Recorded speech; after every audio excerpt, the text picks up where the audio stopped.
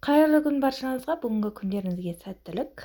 4 сынып математика 113 сабақ 1 мен 9 есептерді шығаратын боламыз.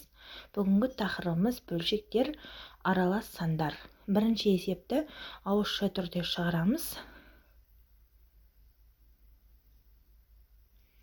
Екінші есеп тапсырманы орында деген А және Ә бөліктерден тұрады. Есінде сақта дегенді мұқият оқып аламыз балалар. Міне екінші есептің шығару жолы осылай болады. Мен сіздерге осылай шығарып ұсындым. Жақсылап түсініп алуға тырысыңыздар.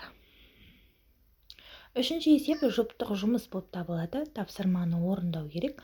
А және Ә бөліктерінен тұрады. Астында тұрған есінде сақта дегенді жақсылап оқып алайық.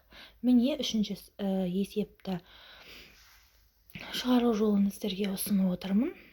Қарап көріп алыңыздар. Төртінші есебіміз үшінші есепке ұқсайтын есеп. Қазір сіздерге шығарып ұсынатын боламын. Міне төртінші есепті шығардым.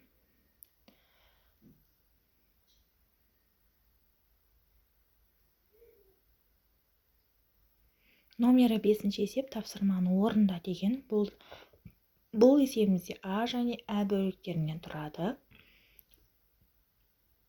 Міне сіздерге есепті шығарып ұсынып отырмын. Дәл осылай жазып алсаңыздар болады.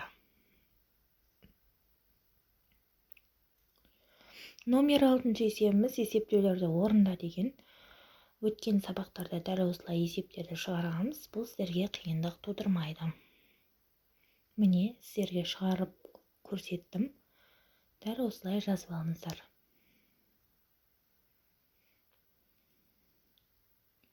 Номері 7-ші есеп, есептің шешуін өрнек түрінде жаз деген. Бұл балалармен топтасып шығарылатын жұмыс. Мен сіздерге А және Ә бөлігін шығарып көрсетейін.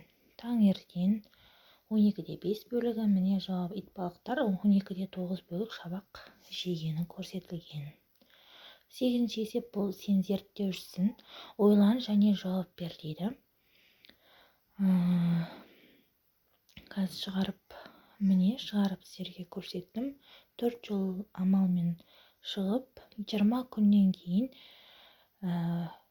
цистернада 20 тонна су болды деп жауабы келіп тұр. Тапсырманы орында деген 9-ші есеп. Бұл үй тапсырмасы ретінде беріледі балаларға. А және Ә бөліктерінен тұрады.